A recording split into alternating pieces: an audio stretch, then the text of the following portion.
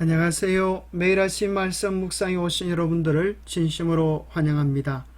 7월 7일 일요일 나를 따라오라.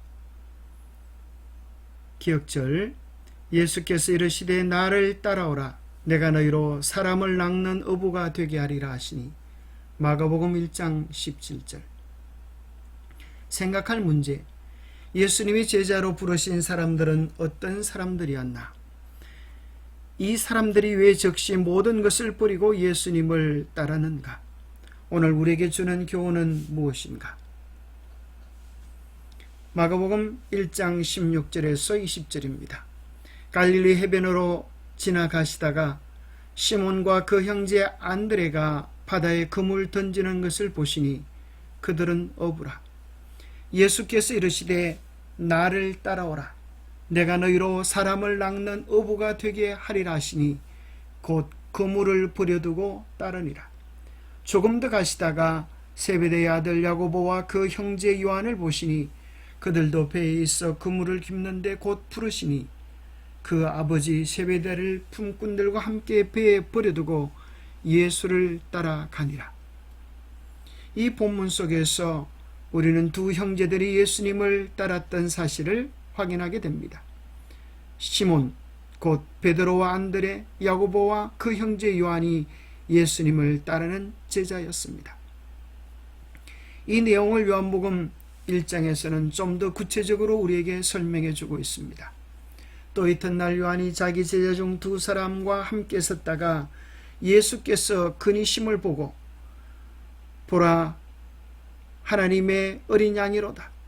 두 제자가 그의 말을 듣고 예수를 따르거늘 예수께서 돌이켜 그 따르는 것을 보시고 물어 이르시되 무엇을 구하느냐?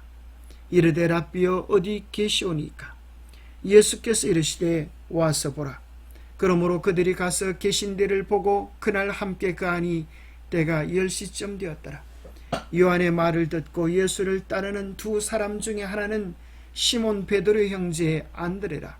그가 먼저 자기의 형제 시몬을 찾아 말하되 우리가 메시아를 만났다.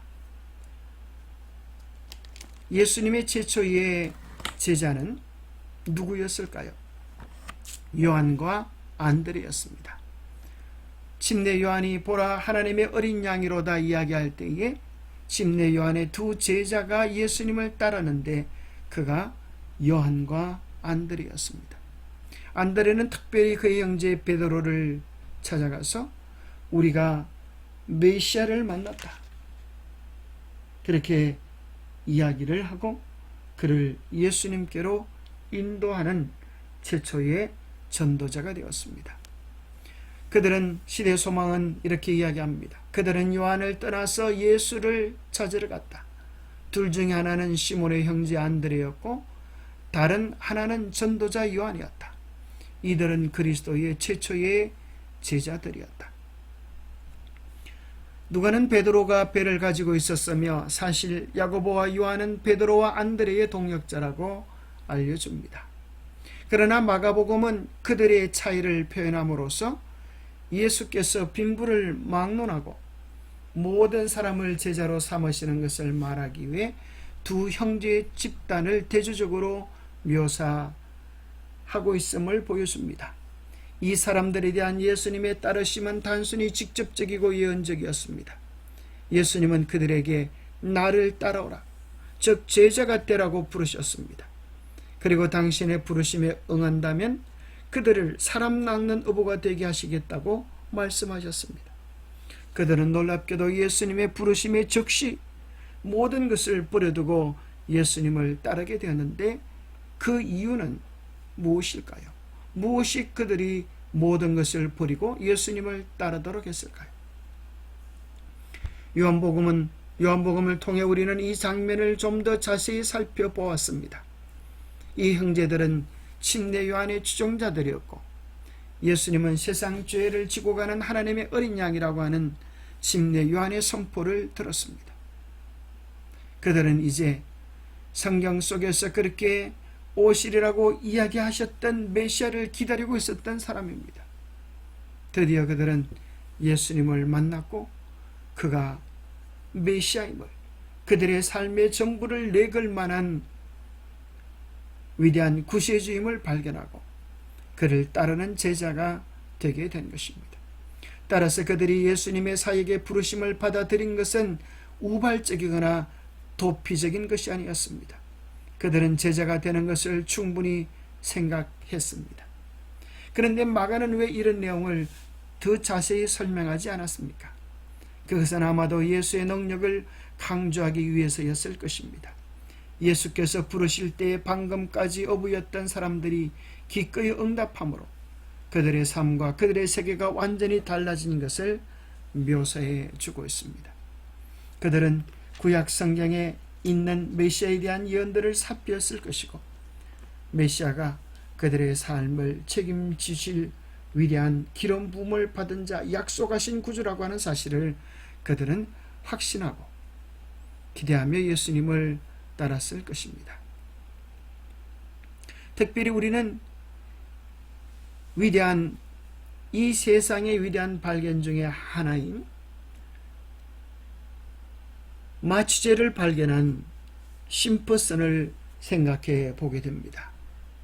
의학계에서 수술할 때 마취제가 없이 수술하던 때가 많이 있었습니다. 1847년에 이르러서야 심퍼슨을 통하여서 마취제를 발견하게 된 것입니다. 마취제를 발견하기 전에 수술하는 것은 정말 힘들고 어려운 일이었고 때로는 그 고통을 이기지 못하여 죽는 환자들도 허다했습니다. 정말 마취제의 발견은 학계뿐만 아니라 널리 알려져 노벨 의학상을 수여받게 하는 위대한 업적을 인류 역사에 남긴 것입니다. 어느 날 심퍼슨이 강의 시간에 제자들로부터 질문을 받게 되었습니다. 교수님께서 태어나셔서 발견하신 것 중에 최고의 발견은 무엇입니까? 응당 제자들은 심퍼슨이 마취제에 대한 이야기를 할 것을 기대했습니다. 그런데 놀랍게도 심퍼슨은 이런 위대한 발견에 대한 것을 소개했습니다. 제군들, 나의 생애에서 최고의 발견은 내가 죄인이라는 것이고 그보다 더 위대한 발견은 예수 그리스도가 나를 위해서 죽으셨다는 것일세. 내가 죽을 수밖에 없는 죄인이고 나를 위하여 죽으신 예수 그리스도를 발견하고 이제 영생을 얻게 된 것보다 더 위대하고 놀라운 발견이 없다는 것입니다. 마취제는 우리 인생의 잠시의 고통을 없어지게 할 뿐이지만 우리 구세주 예수는 우리를 영원한 죽음과 멸망에서 건져줄 위대한 메시아라고 하는 것입니다. 영감의 교훈입니다. 참 선교사에 대한 정의, 마가복음 8장 34절에 언급된 그대로 그리스도를 쫓는다는 것은 하나의 구실, 하나의 어리석은 흉내가 아니다.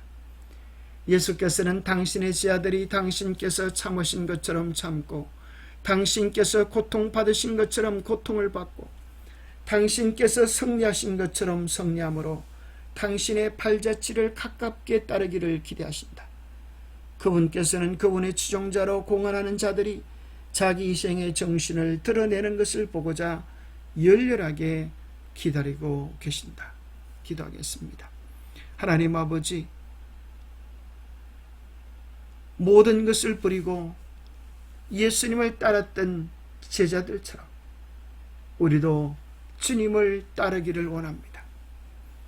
주님을 따른다고 하면서 주저하고 온전히 따르지 못하는 우리들을 용서해 주옵소서. 참으로 주님을 따르며 하늘나라를 이 땅에 그 어떤 것보다 소중히 여길 수 있는 은혜를 다하여 주시옵소서. 잠시 있을 세상에 잠시의 관심만 가지게 하시고 영원한 세상에 우리의 영원한 관심과 사랑과 애정을 두게 하여 주시옵소서. 일시적인 것들에 우리의 마음이 매이지 아니하고 주님께서 우리를 부르시는 그 부르심을 위대한 소몽으로 삼아 제자들처럼 그 부르심의 모든 것을 투자할 수 있는 주님의 참된 제자들이 될 수 있도록 우리 모두의 마음을 성령을 통하여 붙잡아 주시옵기를 우리 주 예수 그리스도로 모자하여 간절히 간구하옵나이다. 인생으로서 가장 위대한 부르심은 예수 그리스도의 제자로의 부르심입니다. 이 부르심에 다 응답하여 주님께로부터 칭찬받는 그리스도의 제자들이 되시기를 축복합니다.